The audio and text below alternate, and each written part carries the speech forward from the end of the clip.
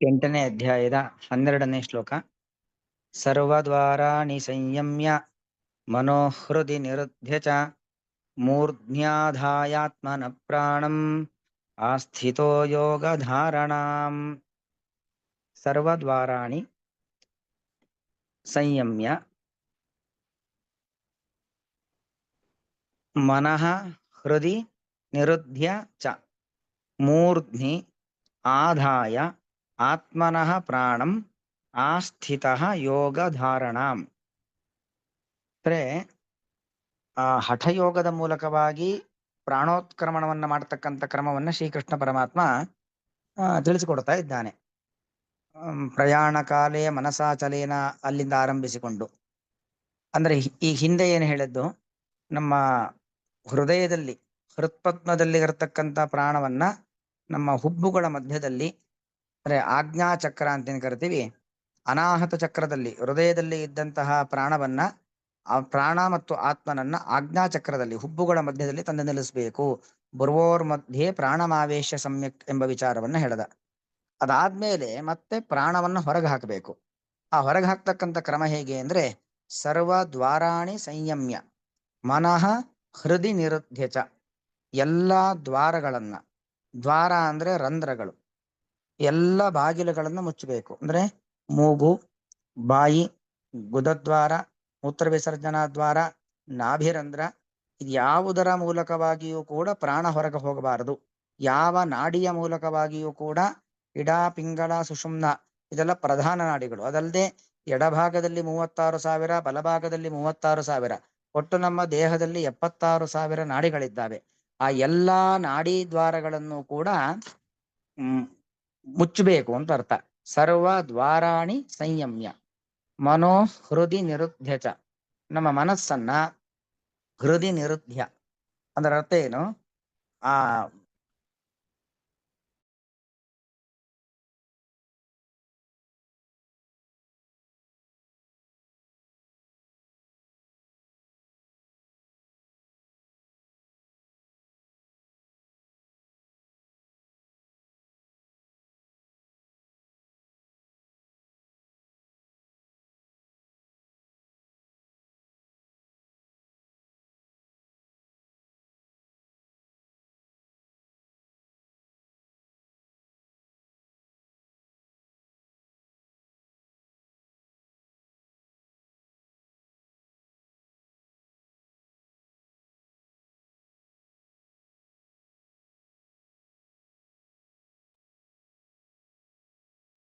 ಉತ್ತರ ಕೇಳಿಸ್ತಿಲ್ಲ.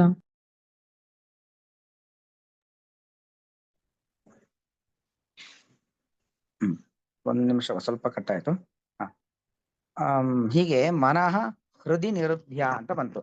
ಮನಃ ಹೃದಿ ನಿರುಧ್ಯ, ನಮ್ಮ ಮನಸ್ಸು ಸ್ಮರಣೆಯ ಕೇಂದ್ರ ಬಿಂದುವಾಗಿರತಕ್ಕಂಥ ಚಿತ್ತ, ಬಯಕೆಯ ಕೇಂದ್ರ ಬಿಂದುವಾಗಿರತಕ್ಕಂಥ ಮನಸ್ಸು, ಇದೆಲ್ಲವನ್ನು ಕೂಡ ಅಹಂಕಾರದ ಕೇಂದ್ರ ಬಿಂದುವಾಗಿರತಕ್ಕಂಥ ಅಹಂಕಾರ ತತ್ವ, ವಿವೇಕದ ಕೇಂದ್ರ ಬಿಂದುವಾಗಿರತಕ್ಕಂಥ ಬುದ್ಧಿ, ದೀರ್ಘ ಸ್ಮೃತಿಯ ಕೇಂದ್ರ ಬಿಂದುವಾಗಿರತಕ್ಕಂಥ ಚೇತನ, ಇದೆಲ್ಲವನ್ನು ಕೂಡ ಹೃದಿ ನಿರುಧ್ಯ ಅಂದ್ರೆ ಹೃದಯದಲ್ಲಿ ನಿಲ್ಲಿಸ್ಬೇಕು. ಹೃದಯದಲ್ಲಿ ನಿಲ್ಲಿಸೋದು ಅಂದ್ರೆ ಅರ್ಥ ಏನು? ಹೃದಯದಲ್ಲಿ ಯಾರಿದ್ದಾನೆ? ಭಗವಂತ ಇದ್ದಾನೆ. ಈಶ್ವರ ಸರ್ವಭೂತಾನಾಂ ಹೃದ್ದೇಶೆ ಅರ್ಜುನ ತಿಷ್ಠತಿ. ಅರ್ಜುನನಿಗೆ ಕೃಷ್ಣ ಹೇಳ್ತಾನೆ, ಭಗವಂತ ಎಲ್ಲಿದ್ದಾನೆ ಅಂದ್ರೆ ಸರ್ವಭೂತಾನಾಂ ಹೃತ್ ದೇಶೆ. ಹಾಗಾಗಿ ನಮ್ಮ ಹೃದಯ ಪ್ರದೇಶದಲ್ಲಿ ಇರತಕ್ಕಂತಹ ಹೃತ್ ಎಂಬ ಹೆಸರಿನ ಪರಮಾತ್ಮ, ಅವನಲ್ಲಿ ನಮ್ಮ ಮನಸ್ಸನ್ನ ಕೇಂದ್ರೀಕರಿಸಬೇಕು. ಅಂದ್ರೆ ಮನಸ್ಸಿನಲ್ಲಿ ಬೇರೆ ಯಾವ ಬಯಕೆಗಳು ಹುಟ್ಟಬಾರದು. ಕೇವಲ ಭಗವತ್ ವಿಷಯಕವಾದ ಆಲೋಚನೆ, ಭಗವತ್ ವಿಷಯಕವಾದ ಬಯಕೆಗಳು, ಇದು ಮಾತ್ರ ಇರಬೇಕು ಹೊರತು ಭಗವಂತನಿಗೆ ಸಂಬಂಧಪಟ್ಟ ಸ್ಮರಣೆ ಇಷ್ಟೇ ಇರಬೇಕು ಹೊರತು ಇದು ಬಿಟ್ಟು ಬೇರೆ ಯಾವುದೂ ಕೂಡ ಮನಸ್ಸಿನಲ್ಲಿ ಬಂದು ಹೋಗಿ ಆಗಬಾರದು. ಅದನ್ನ ಹೇಳೋದು ಮನೋ ಹೃದಿ ನಿರುದ್ಯತ. ಮನಸ್ಸನ್ನ ಹೃದಯ ನಾಮಕನಾಗಿರ್ತಕ್ಕಂಥ ಭಗವಂತನಲ್ಲಿ ನಿರುದ್ಯ ಅಂದ್ರೆ ನಿಲ್ಲಿಸಿ, ಕೇಂದ್ರೀಕರಿಸಿ. ಮೂರ್ಧ್ನಿ ಆದಾಯ ಆತ್ಮನ ಪ್ರಾಣಂ, ಆತ್ಮನ ಪ್ರಾಣಂ ಯೋಗಧಾರಣಾಂ ಆಸ್ಥಿತಃ. ಆ ಯೋಗ ಹಠಯೋಗದಲ್ಲಿ ಇದ್ದವನಾಗಿ, ಯೋಗಧಾರಣಾಂ ಆಸ್ಥಿತಃ. ಯೋಗಧಾರಣ ಅಂದ್ರೆ ಹಠಯೋಗ ಅಂತ ಅರ್ಥ. ಆ ಹಠಯೋಗದಲ್ಲಿ ಯೋಗ ಸಾಧನೆಯಲ್ಲಿ ನೆಲೆಗೊಂಡವನಾಗಿ ಅಂತ ಅರ್ಥ. ಹಠಯೋಗದಲ್ಲಿ ನೆಲೆ ನಿಂತವನಾಗಿ, ಏನು ಯಮ ನಿಯಮ ಆಸನ ಪ್ರಾಣಾಯಾಮ ಪ್ರತ್ಯಾಹಾರ ಧ್ಯಾನ ಧಾರಣ ಸಮಾಧಿ ಎಂಬತಕ್ಕಂತಹ ಅಷ್ಟಾಂಗ ಯೋಗದ ಮೂಲಕವಾಗಿ ತನ್ನ ಪ್ರಾಣವನ್ನ ತನ್ನ ಜೀವವನ್ನ ನಿಯಂತ್ರಣದಲ್ಲಿಟ್ಟುಕೊಂಡಿದ್ದಾನೆ ಸಾಧಕ. ತಾನು ಹೇಳಿದಂತೆ ಪ್ರಾಣ, ತಾನು ಹೇಳಿದಂತೆ ಜೀವ ಕೇಳತ್ತೆ. ಅಂತಹ ಅಷ್ಟು ಆ ಪ್ರಾಣವನ್ನ ಜೀವವನ್ನ ಪರಿಪಕ್ವವನ್ನಾಗಿಸಿರ್ತಕ್ಕಂಥ ಸಾಧಕ ಏನ್ ಮಾಡಬೇಕು? ಯೋಗ ಧಾರಣ ಆಸ್ಥಿತ, ಆ ಯೋಗ ಸಾಧನೆಯಲ್ಲಿ ಇದ್ದವನಾಗಿ ಆತ್ಮನ ಪ್ರಾಣಂ ಮೂರ್ಧ್ನಿ ಆದಾಯ, ತನ್ನ ಪ್ರಾಣವನ್ನು, ತನ್ನ ಪ್ರಾಣಶಕ್ತಿ ಅದನ್ನ ಎಲ್ಲಿಗೆ ತಂದು ನಿಲ್ಲಿಸ್ಬೇಕು? ತಲೆಗೆ ತಂದು ನಿಲ್ಲಿಸ್ಬೇಕು. ಪ್ರಾಣ ಅಂದ್ರೆ ಪ್ರಾಣದ ಜೊತೆಗೆ ಜೀವ, ಪ್ರಾಣ ಮತ್ತು ಜೀವವನ್ನು ಎಲ್ಲಿ ತರಬೇಕು? ತಲೆಗೆ ತರಬೇಕು. ಅಂದ್ರೆ ತಲೆಯಲ್ಲಿ ಬ್ರಹ್ಮರಂಧ್ರ ಇದೆ, ಆ ರಂಧ್ರ ಮುಚ್ಚಿರತ್ತೆ, ಎಲ್ಲರ ಬ್ರಹ್ಮರಂಧ್ರವು ಕೂಡ ಮುಚ್ಚಿಕೊಂಡಿರತ್ತೆ. ಇಲ್ಲಿ ನೋಡಿ ಸ್ವಾರಸ್ಯ ಅಂದ್ರೆ ಸರ್ವ ದ್ವಾರಾಣಿ ಸಂಯಮ್ಯ, ಎಲ್ಲಾ ದ್ವಾರಗಳನ್ನ ಮುಚ್ಚಬೇಕು. ಅಂದ್ರೆ ತೆರೆದಿರ್ತಕ್ಕಂಥ ದ್ವಾರಗಳು, ಓಪನ್ ಆಗಿರುವಂತ ಎಲ್ಲ ಬಾಗಿಲುಗಳನ್ನ ಮುಚ್ಚಬೇಕು, ಕ್ಲೋಸ್ ಆಗಿರ್ತಕ್ಕಂಥ ಬಾಗಿಲನ್ನು ತೆಗಿಬೇಕು. ತೆಗೆದುಕೊಂಡಂತ ಬಾಗಿಲುಗಳನ್ನ ಮುಚ್ಚೋದು, ಮುಚ್ಚಿದ ಬಾಗಿಲನ್ನ ತೆಗೆಯುವಂಥದ್ದು. ಅಂದ್ರೆ ನಮ್ಮ ಎಲ್ಲಾ ರಂಧ್ರಗಳು ಕೂಡ ಏನಾಗಿರುತ್ತೆ? ತೆರೆದುಕೊಂಡಿರತ್ತೆ. ಅದನ್ನ ನಾವು ಯೋಗ ಶಕ್ತಿಯಿಂದಾಗಿ ಮುಚ್ಚಬೇಕು. ಮುಚ್ಚಿರತಕ್ಕಂಥ ಬಾಗಿಲು ಅಂದ್ರೆ ಬ್ರಹ್ಮರಂಧ್ರ.